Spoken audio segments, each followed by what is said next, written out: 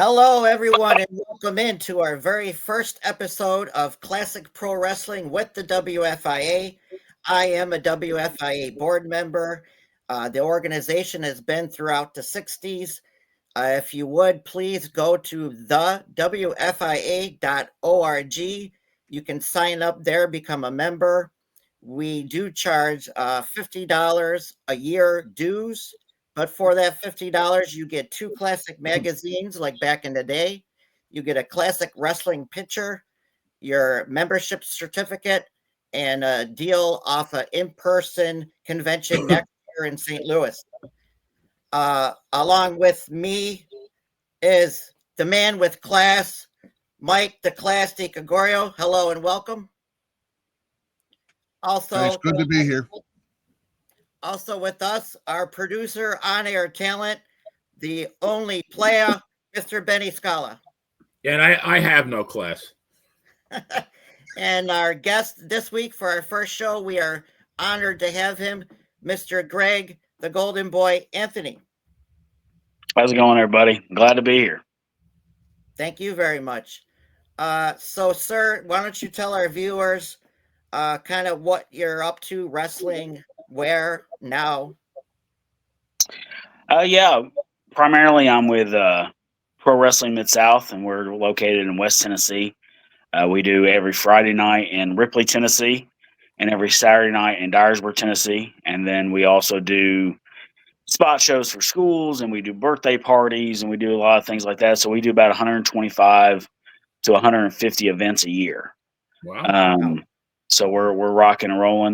We're a part of the AIWF, Allied Independent Wrestling Federation, which is a governing body that has 150 promotions across 49 countries.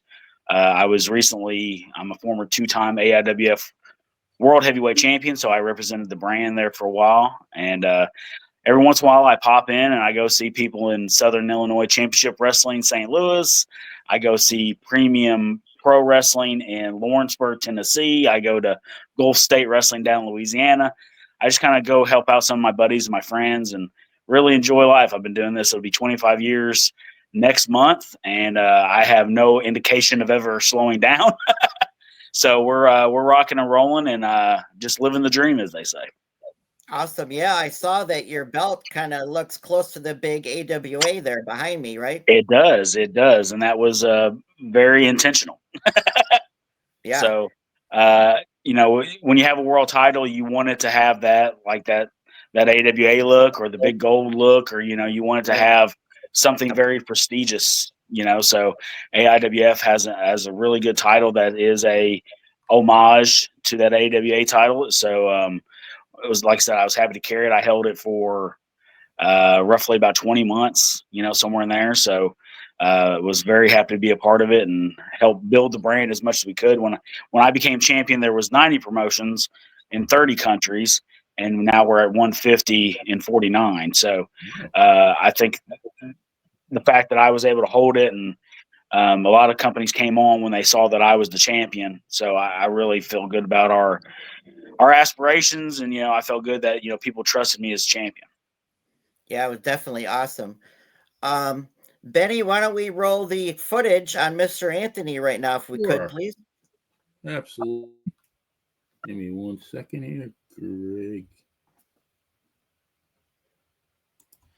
Hi, fans. Chris Cruz here from Traditional Championship Wrestling with the TCW Junior Heavyweight Champion, the Golden Boy, Greg Anthony, being challenged by Dustin Heritage.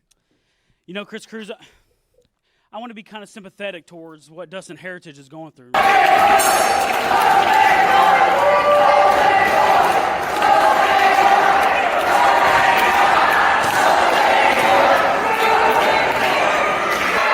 Jesus Christ.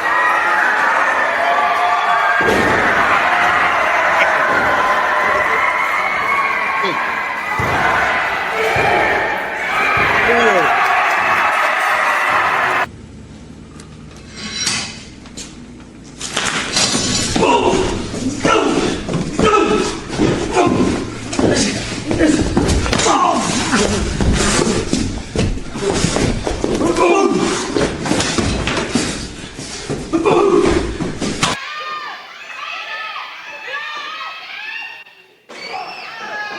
time.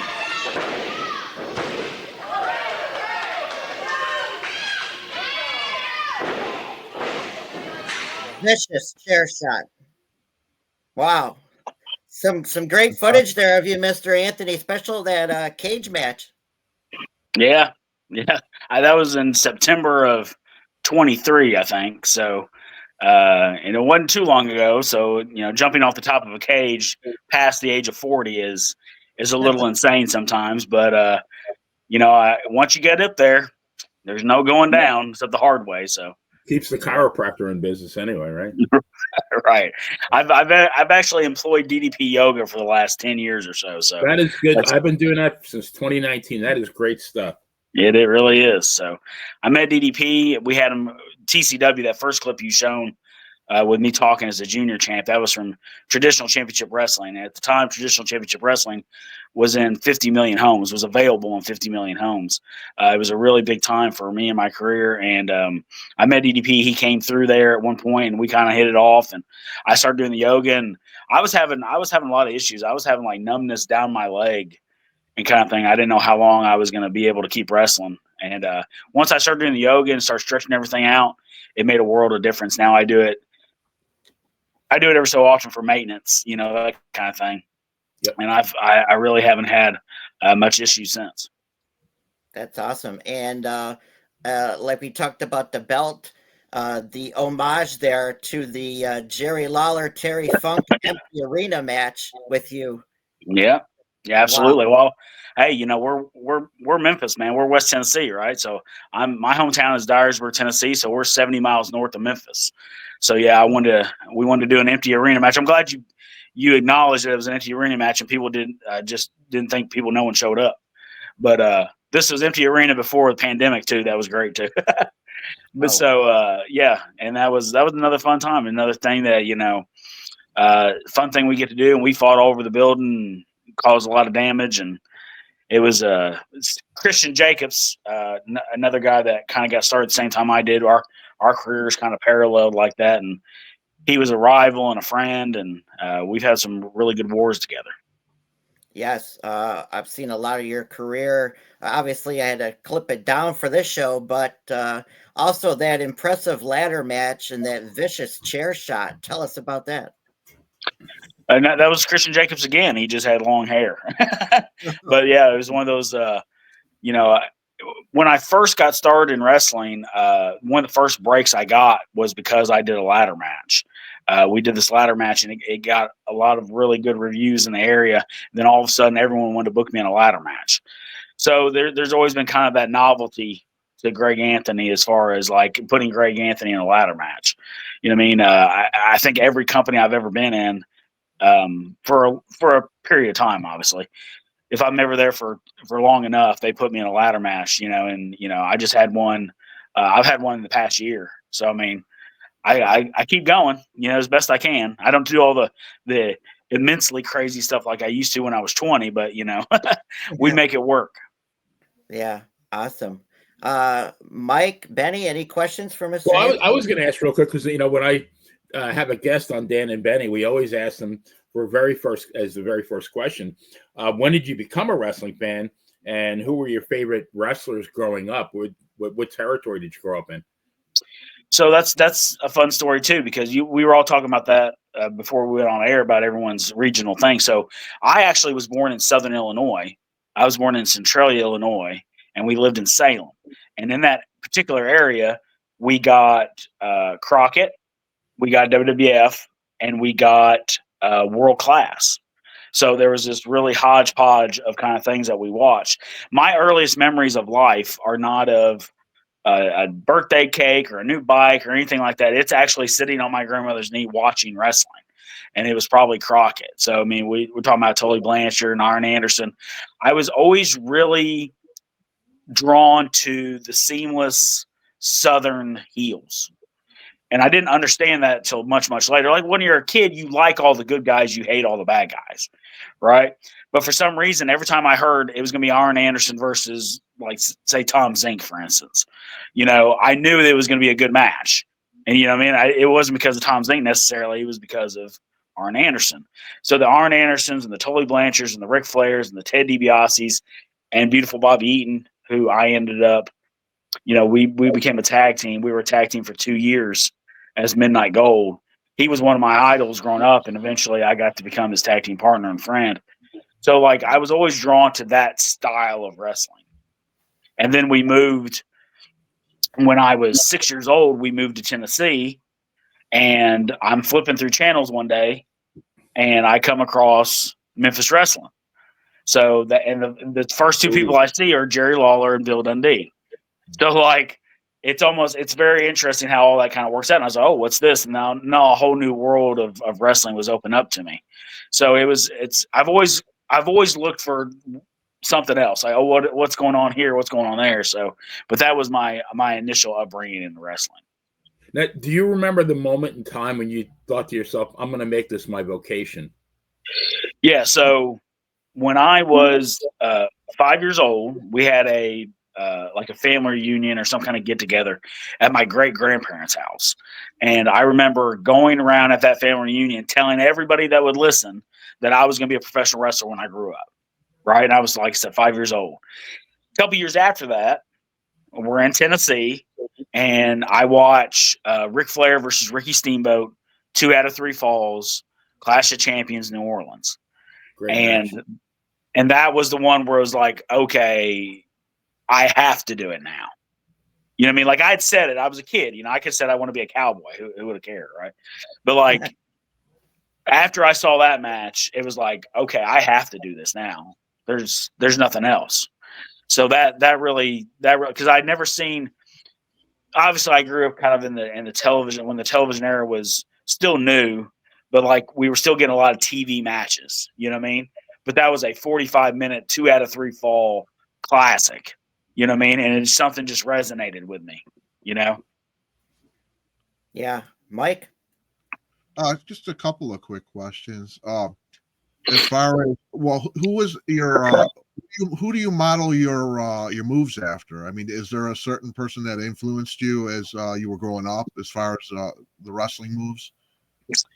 So, I think with any great wrestler, it's never just one person. You know what I mean? Like, we take a little bit from everybody. Bobby Eaton is still a huge influence on me. You know what I mean? Like, I do a version of his swinging neck breaker. I did the first move I ever tried in a wrestling ring was the leg drop off the top, and I about killed myself. Oh. It felt like my butthole like came out of my body. Like, it hurt so much. I can't even explain to you guys how much it hurt. But, like, so Bobby's always in there. Arn Anderson was always in there. A lot of the movements of, like, a Ted DiBiase, are in there. The timing of, like, Flair. You know what I mean? I was heel for 15 years. So, like, the timing of a heel that was Ric Flair and Arn Anderson, that's kind of what that got patterned after. But then also you got to think, when I was 18, 19 years old, that's when ECW was huge. So a lot of moves, I really liked Chris Kanyon. I really liked Nova. You know what I mean? These guys that were very innovative and creating moves. So, like, I created some stuff that was kind of my own, and tried to do that. But then eventually you kind of get to the point where you're like, okay, it's great to be new, but at the same time, some of these moves are classics and always work for a reason. You know what I mean? So you kind of dwindle it down to what you're doing. But, like, I do a slingshot suplex like Tully Blanchard. You know what I mean? Awesome. Like, I do an elbow off the top. Mine's more like Shawn Michaels's than it is Macho Man's. You know what I mean? But there's just little tweaks, and you kind of make it your own, and then all of a sudden it's not. After a while, it's not theirs anymore. It becomes your own. So that's a good question. Like, it like I said, it comes from a lot of different people. I do have one more question for you. Go ahead. Sure. What are your thoughts about when you retire? Have you ever thought about possibly being an instructor? I mean, you have a long experience. Yeah, that's Pro Wrestling Mid-South is, that's my company. So okay. I'm a promoter, I'm a booker, I'm a trainer, I'm a historian, you know what I mean? Like, I'm a jack of all trades, that kind of thing.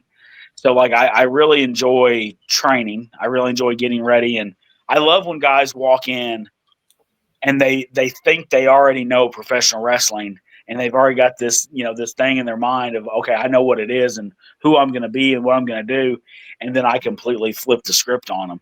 And then when I start talking about wrestling and the way it actually is and how it's actually supposed to be presented, then all of a sudden I switch their mind and they go, okay, yeah, that way actually makes a lot more sense, So, so for me, it's because I can't be in the ring forever as much as I want to be.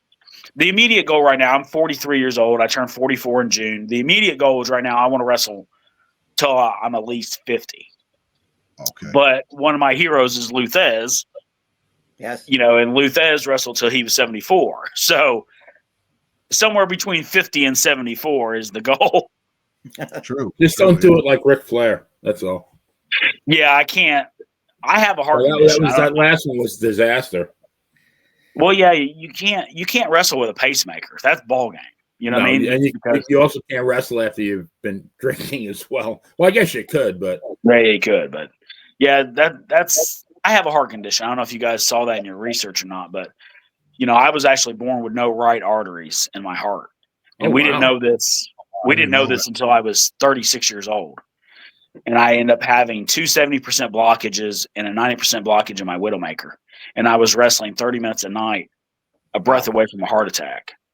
And by the grace of God, I was saved, and He saved me. And now our company is. We've always been family friendly, but now we're a family friendly Christian based company. And I've had a lot of, miracles that I've seen with my own eyes when it comes to Christianity and it comes to how God has been using professional wrestling, not just to save my life, but save the lives of those around me. So all glory to Him for that kind of stuff. But I want to wrestle for as long. My cardiologist, he's very supportive of me being a wrestler because he realized very, very early on in our process together that professional wrestling wasn't just a job, and it wasn't just I wasn't an intramural softball player. You know what I mean? Like I was a professional wrestler, and he knew that if we had to do anything major that kept me out of action for a year or 2 years or whatever it may be, that just the fact of me not wrestling and me not being involved would have caused a lot more stress on my heart that could have been detrimental. So he's been very, very helpful with me to making sure my medicine's right, making sure I'm taken care of, making sure I'm still able to perform the way I want to perform. Gotcha. That's I have a awesome. question for you, Greg. So you were born in 1981. I did some quick Rain Man like math skills. Yeah. Okay. So just say you were born in 1951 instead of 1981. Yeah. And you decided to be a professional wrestler. Say you broke in around 73, 74. Mm-hmm. Which, because it sounds like you're definitely a fan of wrestling history. Which of the territories would you have wanted to wrestle in? Well, money wise, New York, but I mean, because that's where a lot of the money was made. That's why Vince Senior had the number one territory, quote unquote, because that's where all the money was. But for my style and where I am, I could definitely see still Memphis, but I could also see Florida, because Florida was a very wrestling territory, and I could also see Mid Atlantic. Mid Atlantic was more of a tag team territory. But, obviously, I had the experience with Bobby Eaton, so I have that in my bag too. So I think that whole southern area really been nice. Of course, I'm a fan of everything. I would have loved to go out to Roy Shire in California too. You know what I mean? And work with Pat Patterson in '75. You know what I mean? Just stuff like that. So it's hard to believe that back in the day there were, I think, 30 functioning territories that you could go make a living in.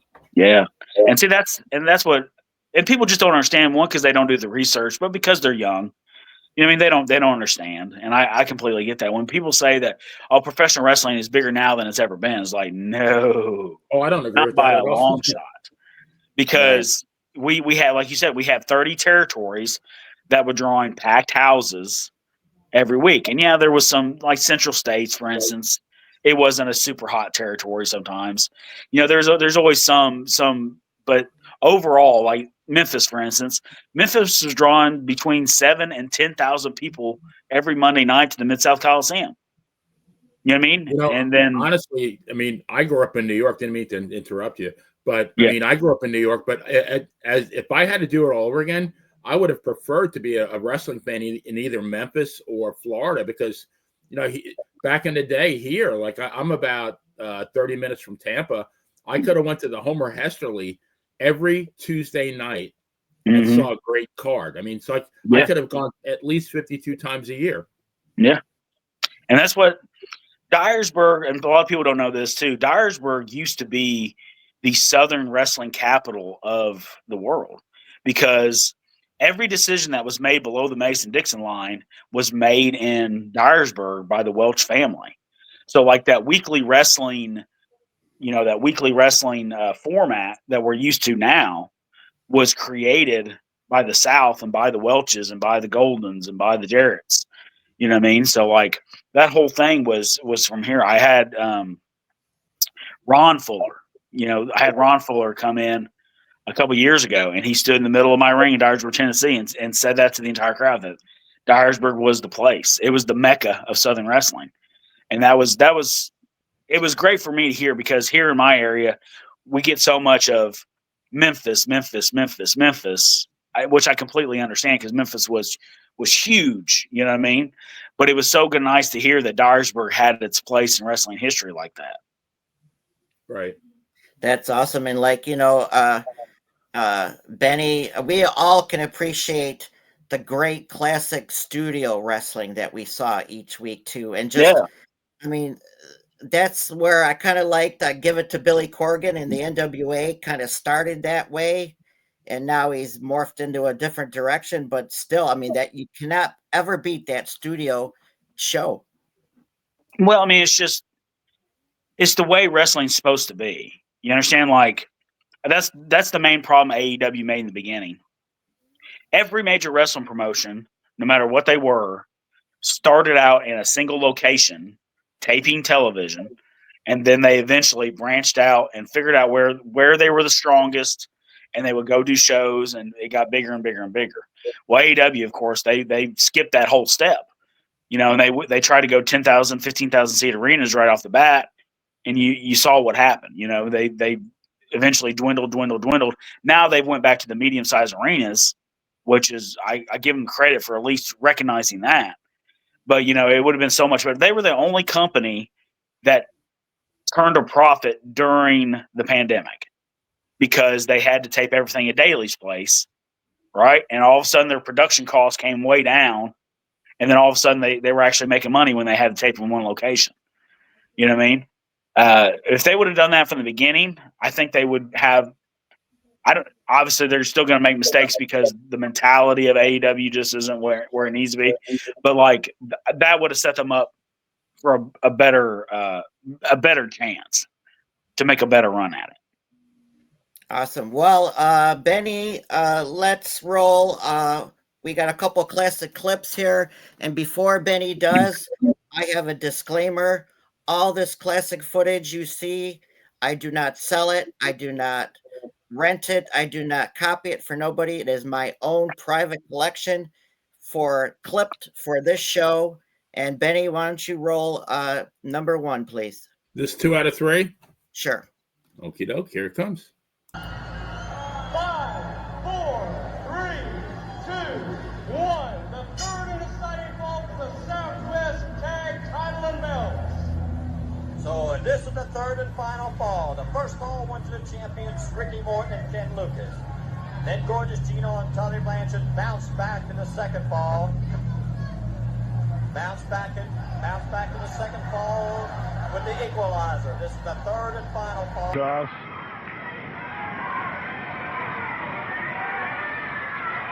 Another pile driver. Trying it.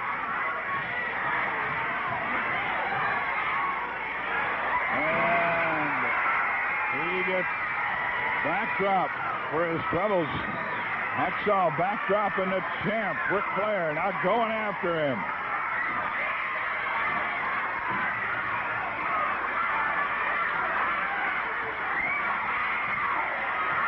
Flair in trouble in the corner. Taking punches to the midsection. Andy Barr warning him to get out of the corner.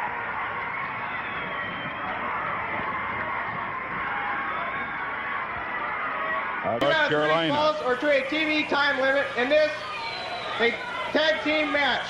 Introducing the team of Butch Miller and Luke Williams.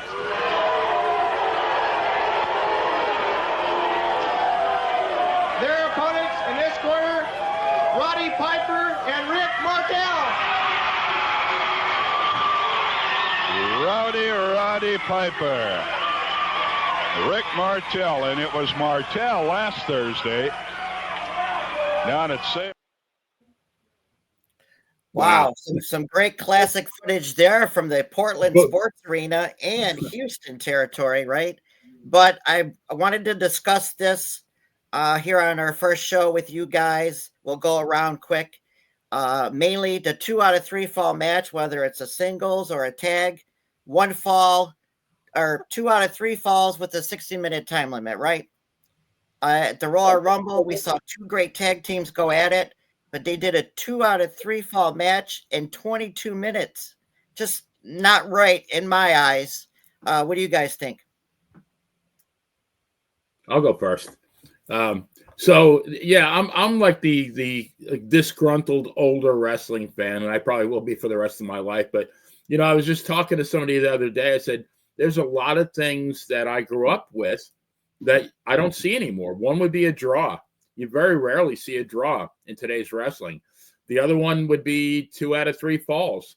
You know, everything now is a fall, or like you said, that recent 2 out of 3 falls match was like 20 minutes, 23 minutes. Yeah. And I mean, I remember the first card that I went to, it was a 6-man match, and it was 3 out of 5 falls. And I mean, that probably took about an hour. I mean, it was kind of filler, I guess, but you know what? A lot of great guys on both teams. So yeah, I mean, I really miss that. I also miss because you know, you showed a tag team. We have tag teams now, but the emphasis is nowhere near on tag teams the way it was back then. I mean, growing up, I would watch you know, on Saturday morning wrestling, and you could see the Samoans lose the world title at a studio, and you're never going to see that now. So yeah, I mean, I miss a lot of that stuff. Mike? Yeah, I'm old school. To me, 22 minutes doesn't work. I mean, I can understand why they may have to do it, because now, I mean, as far as this happened at the Royal Rumble, maybe it was a time crunch because of the amount of wrestlers they had and they were trying to highlight. To me, honestly, I mean, to me, a match, if you want to know what's a great match, Clash of Champions, Ric Flair versus Sting. That's a match. 60 minutes. We're talking historic. Ricky Steamboat and Macho Man, WrestleMania 3, correct? Those are matches to me. I mean, I mean, honestly, not every match is going to be 5-star quality, but again, I mean, there may have been a reason why it was cut short too. You don't know if it could have been possibly an injury. You never know.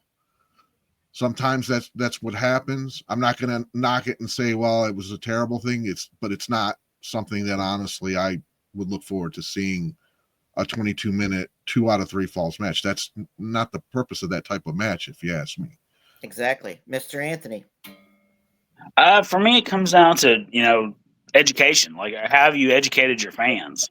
You know what I mean? Like, when we're talking about these old school matches, like we're talking about, like I've got cards from the 60s here in Tennessee where, you know, it was basically a 4-match card, but like it was only like 6 guys. You know what I mean? Like, and they would do singles matches, and then they would do a tag match for the main, and all the guys were working twice. You know what I mean? That kind of thing. And yeah, a lot of those matches, all the main events were 2 out of 3 falls. So obviously they went a lot longer if you're trying to put together a 2-hour event or whatever.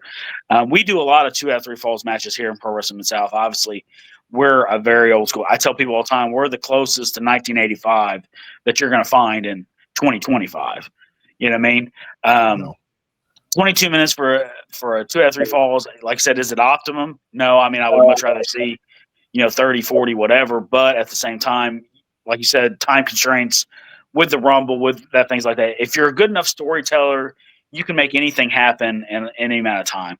The hard things to do are like, I've seen this before when there's 3-minute 8-man tags on Memphis television. You know what I mean? Like that's when it gets a little unbelievable and things like of that nature. But yeah, a lot of those the matches you shown were amazing. I mean, Ricky Morton he's considered one of the greatest baby faces of all time, and he's a friend of mine, and he's told me that Ken Lucas was the best baby face. You know what I mean? That's what that clip that you showed, that was him learning how to be a baby face from Ken Lucas too. So I mean, I love wrestling history. I think the more, and we've seen this over the last 20, 30 years, the more television things we do, the further away we get away from actual professional wrestling. I want to be as close as we can and still be as entertaining as we can. So, yeah, it all comes down to how you educate your fans and what they're willing to accept. Great. Benny, can we roll clip number 2 first, please? This is going to be the cage. Yes, sir. Side the ring, Mr. Don Carson locked out of that ring by that cage so that he cannot interfere in the match. You know, he's been using the black glove. It did appear on Southwest Championship Wrestling, so we know he's used it. Slater's head slammed into the chain by the Mongolian Stomper. He done that to him just a while ago. And there's a collar and elbow hookup, and the ring shakes. These two men collide with such intensity.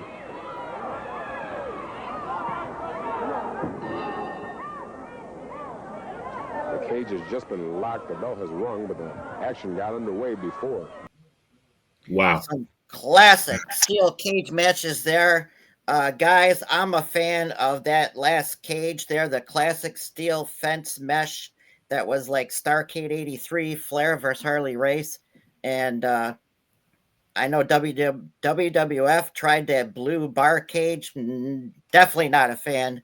But steel cage matches, just classic. And like we talked about, showed you Mr. Anthony jumping off the top of the cage a la Jimmy Superfly Snuka in 1983 was just phenomenal.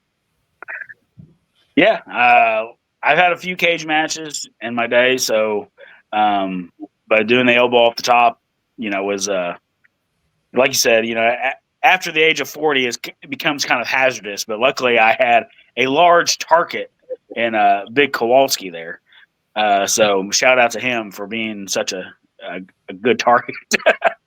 But yeah, cage matches are amazing. The thing I think we can all agree on is, if you guys are old school, I know you probably, the escape from the cage rule has changed professional wrestling. Like I don't personally like escape from the cage to win. The cage match was designed psychology wise. It is either to keep men in or to keep men out. Right. So when you vary away from that psychology, it changes the whole thing. I was just having this conversation with somebody that's a little bit younger than me a couple weeks ago, actually, and they just didn't grow up in the same era that I did or you guys did. So like all they've seen is escape from the cage. And once I kind of explained that just that little nugget of information to them, they're like, oh wow, that does make sense. I do understand why WWE tried to do the big barred cage at one point, because they didn't want to look like NWA. They didn't want to look like some of the other regional territory. They wanted to be different, and they wanted to have that. I understand trying to be different. I too am a fan of the mesh, like we were talking about. But the escape to the cage thing is always the one that's bothered me. So I'm glad. Over the top or through the door, right? Yeah, it's like, run away to win. You know what I mean? I didn't really ever like that part of it. And I understand them too. Like they were thinking, well, every match has a pinfall or submission. We don't need to see it in a cage too. But like, to me, the cage itself was enough of the draw. They didn't have to change the finish. Right. And an ending should be to a feud too in the steel cage. Yeah, you're right. I mean, where can you go after that is always the question. Right. Some people would say the scaffold, but Bobby Eaton hated the scaffold. He complained about that all the time. So, wow. Mike, steel cage. Yeah, that's pretty amazing. I prefer that style of cage too. The blue cage to me, I believe it was Hogan versus Bundy in the steel cage. Was it that match with the blue cage? Yeah. Yeah. I mean, it was a good gimmick, and that's fine. I mean, to me, what I thought was a good gimmick, not to get off topic, but TNA with the was it a 6-sided ring that they had? 6-sided ring, yes. Yeah, I thought that was actually an interesting gimmick because it was never done before.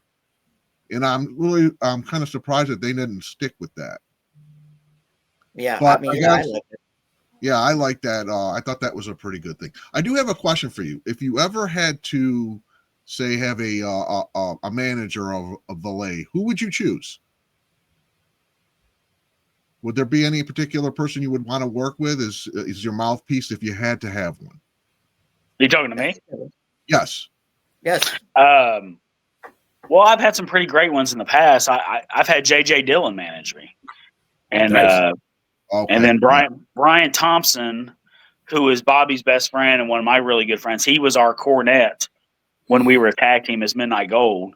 He was phenomenal.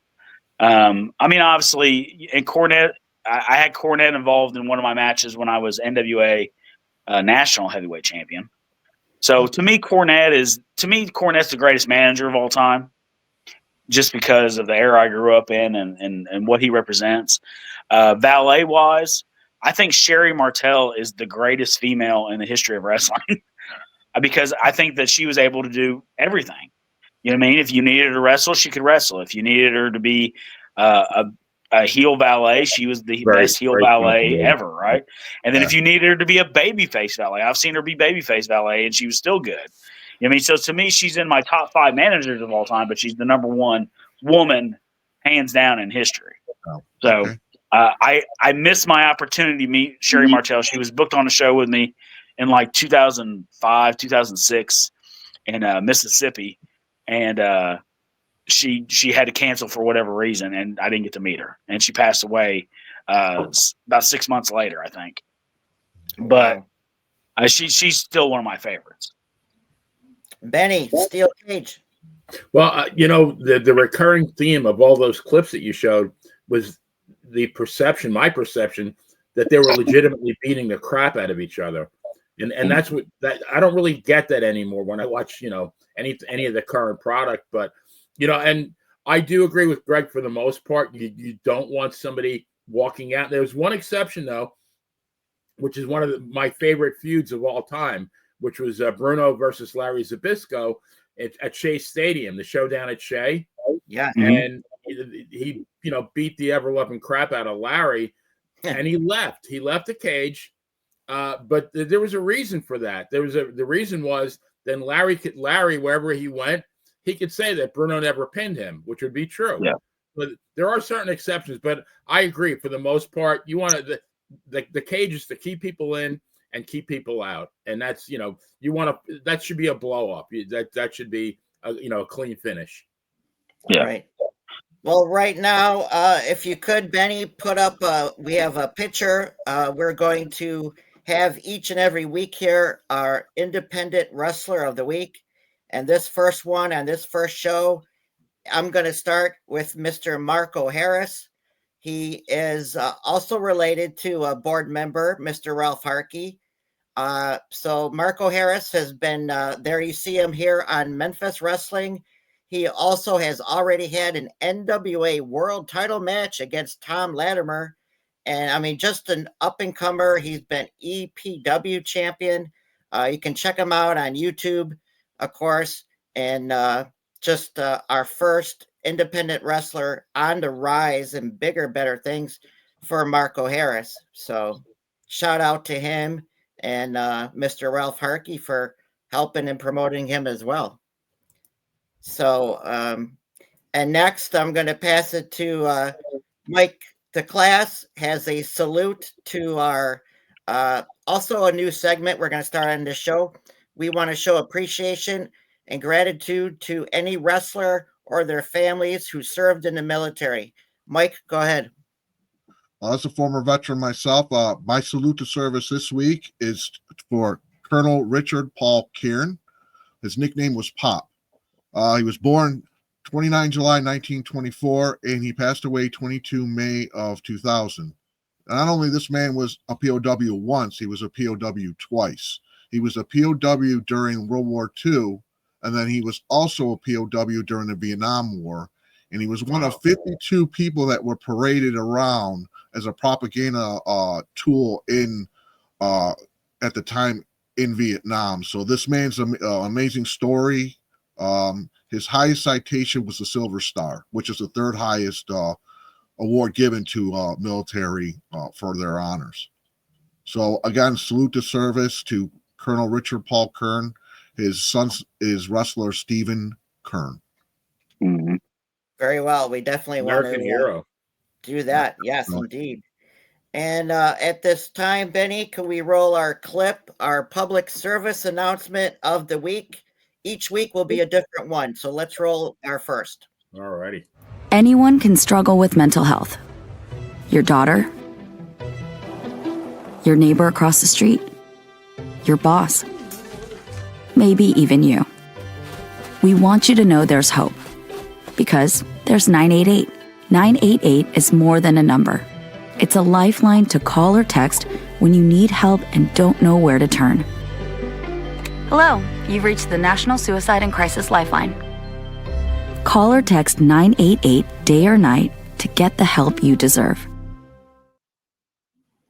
So, yes, definitely not ashamed. Mental health. And so that's our first public service announcement of this week, of this first show. And Mr. Greg Anthony, we'd like to thank you and appreciate you for being our first guest here on this show, and everything that you've done in your career and still do. And people, tell our fans out there where we can find you, right, on YouTube and where else. Yeah, so YouTube and obviously on Facebook and Instagram, just the Golden Boy Greg Anthony. So if you want to follow me, I have a like page. I have a personal page too that, we try to keep kind of cleared off so, family and friends can be a part of it. But yeah, if you want to like my like page, it's the Golden Boy Greg Anthony. Also follow Pro Wrestling Mid-South on TikTok, and I'm also on TikTok as well. So Golden Boy Greg Anthony on TikTok, Pro Wrestling Mid-South on TikTok and Facebook and Instagram. Like I said, we run shows every Friday and Saturday night for sure. And then, you never know when we'll be coming to a local high school or something like that for a fundraiser. So 125 events a year. I think that makes us one of the highest companies in the country, if I'm not mistaken, especially with WWE going to be taking a backseat to live events over the next couple of years, as they've said. So we're looking to wrestle and do as much as possible. So I thank you guys for bringing me on, and anytime you guys need a guest or anything like that, I'm happy to come on and talk a little wrestling. Nice. Awesome. Very nice. Yes, we greatly appreciate your time and you being on here, and our first guest on this Classic Pro Wrestling with the WFIA podcast show. And before we say goodbye, Benny, we got to promote your shows are all over the Monte The Pharaoh YouTube channel. You're a busy guy, like you mentioned. And so Monday nights at 7:00, I do a true crime show called True Crime with the Bad Girl and the Playa. The Bad Girl is New England Professional Wrestling Hall of Famer Brittany Brown. She's also a true crime aficionado. So we look at a case every Monday night. Now next week is going to be one of my favorites, Casey Anthony. So it's just, we have fun. I mean, as much fun as you can have when talking about a tragedy, but we really get into it. We discuss motives. Do we think the cops got it right? Did the jury get it right? And then Tuesday night is my Dan and Benny in the Ring, which has been now, I think we're up to episode number 218. We've charted in 7 countries around the world. When I started this, I had no idea.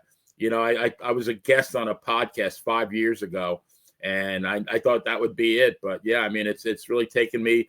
And like we said before, I'm talking to Ivan Putski, and it's just surreal. I'm talking to somebody that I grew up watching, and now I'm chatting with him and interviewing him. And then on Wednesday nights, for people who love old school wrestling, it's When It Was Real, based on the book by Nikita Brezhnikov of the same name. Fabulous book.